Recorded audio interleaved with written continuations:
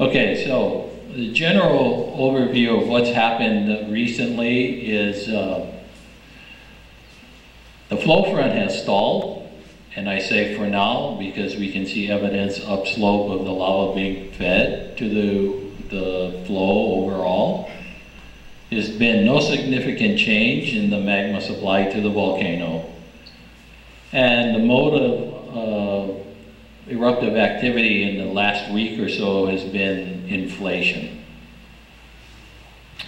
Pahoa is still in the downhill path of the lava, and these variable advance rates of the lava flow is going to be the norm. So this is just something that the way Pahoa behaves, and that's the way it's going to continue.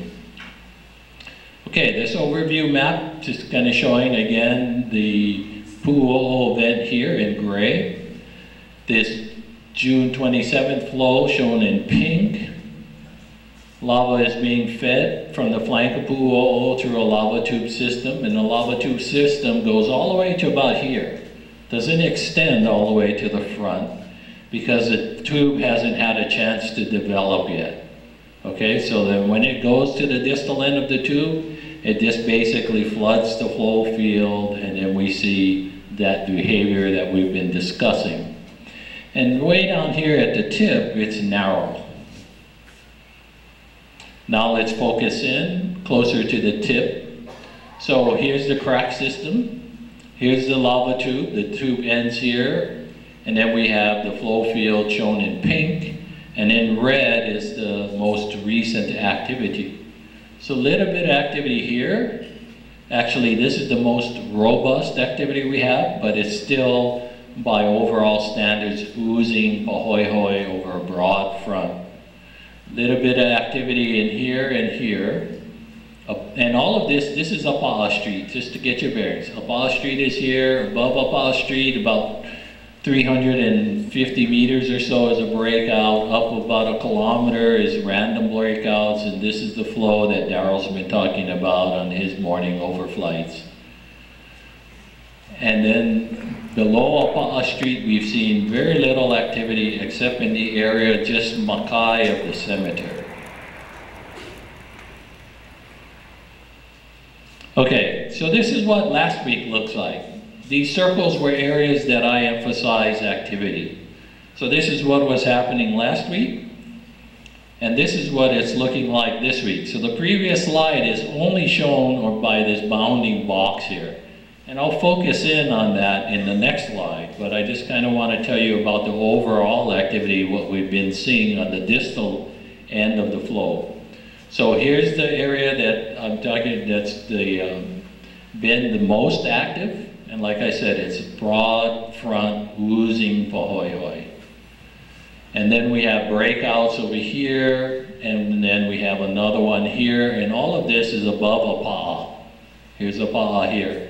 So the yellow arrows are supposed to show you where the recent activity is. Right here is the cemetery, and there's a little bit of activity in that box, but the next slide will be a blow up of this region. So here we go. This is Pahoa here. Down here is Pahoa Village Road. The most visible activity, makai of Pahoa, is right here at the cemetery. This flow here was active a few days ago. As of today, yesterday, and the day before, stalled. Nothing. Okay? So there's nothing happening down in this most distal part except inflation of the Pahoa flows. Okay, now we're looking at some aerial views of the same area. Down here is Pahoa Village Road, Pahoa Street up here. The cemetery has a little bit of activity there.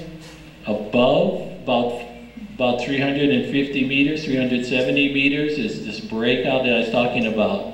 But the bulk of the activity is up higher than that, which we can't see in this view. So the distal end down here hasn't had any recent activity in the last couple days. Here's an aerial view of the same thing. So this is the view that I showed you. Here's Pahoa Village Road, here's Pahoa Street. Here's the thermal image. So the thermal image shows you the areas that are warmer are hotter. So the active breakouts, right here, you can see by the cemetery, there's almost white in this picture. And then further up, the 370 meter area is nice and bright.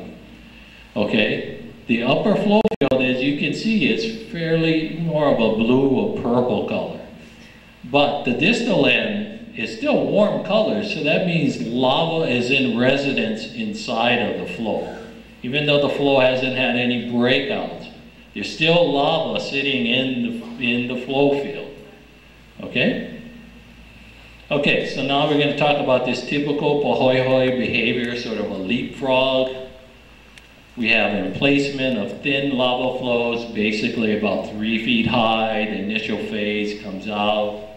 And then what happens is the flows will stall. And when they stall, they start to grow vertically. They inflate. And the reason why they inflate is because lava's inside pumping them up. It's not air. It has to have a positive pressure. There's this liquid core inside the flow, and it's pumping the flows to a greater height.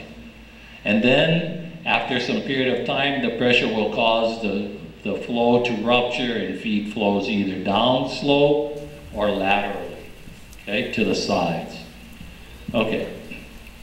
So I'm going to show you some examples of what I'm talking about for flow inflation. And the flow inflation means that if it grows vertically, the lava that's being supplied is accommodated within the flow field. The flow doesn't change, get any broader, it just grows up, and it's an area in which lava can be stored. Okay, so I showed this slide before. Here's this flow. It's only about 3 feet high. You see this roofing material here? Okay, so the next slide, pretty much the same shot. There's the roofing material. But look at that. There's somebody standing on top of the flow. So the flow pumps itself up. It inflates. Okay, so here's another shot. Here's Pahoa Street. 3 feet high lava flow. Notice this. This is the pole protection, right? This pink line is going to be shown in this next slide.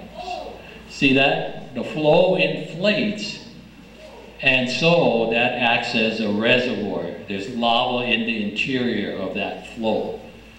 It may come out or it may freeze in place, but for now you can be sure that it's molten, at least available based on the thermal image, right? It's still bright. Okay, upslope, the mode has been, the flows are spreading out slowly, and they also are inflating.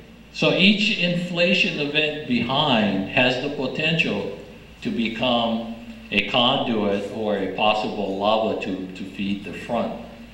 So the flows inflate and they go along. Not every single flow is going to be, an inflated flow is going to be a lava tube.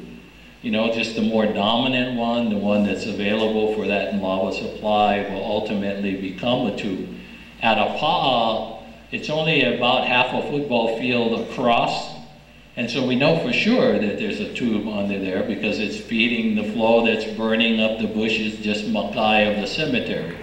So lava is getting down at least till the cemetery, okay? All right, the other things that we gotta watch out, and we talked about this is what a methane explosion can look like. See these big blocks right here?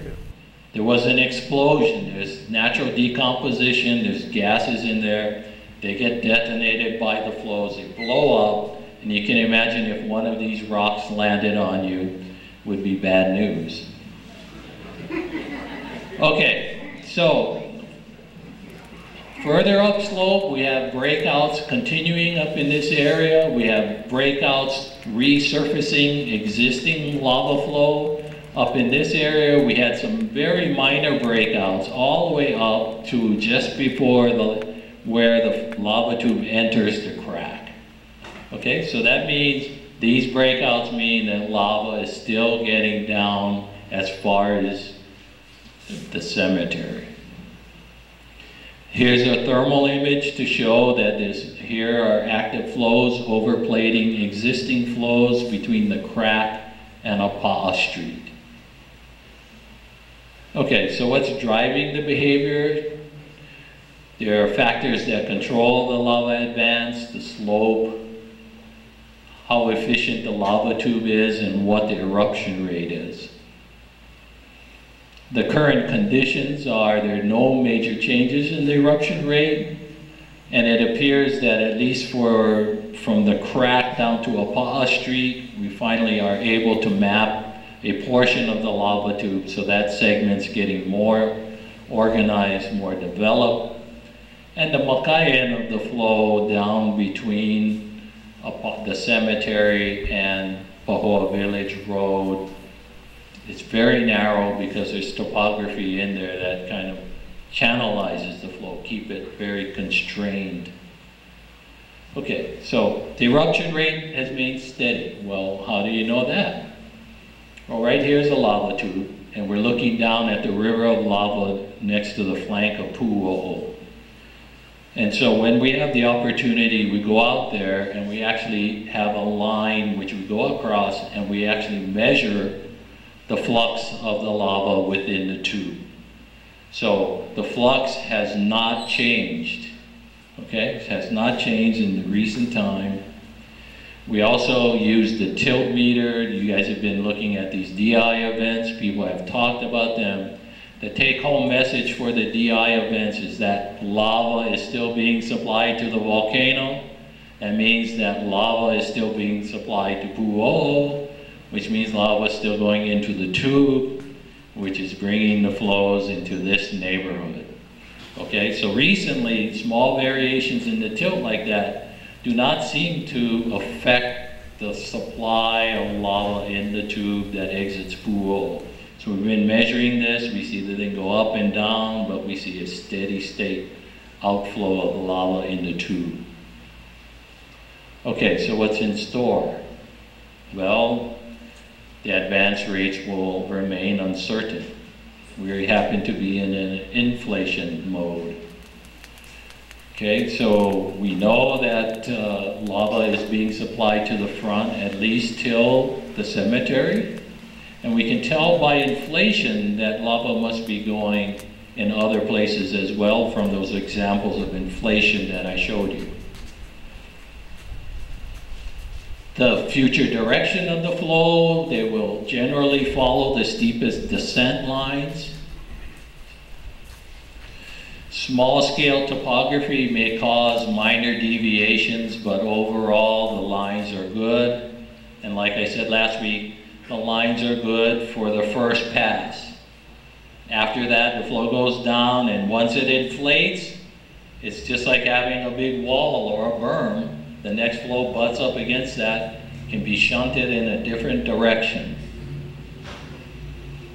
Okay, what you can know is that HBO and civil defense will continue to track the lava flow and the active eruptive activity.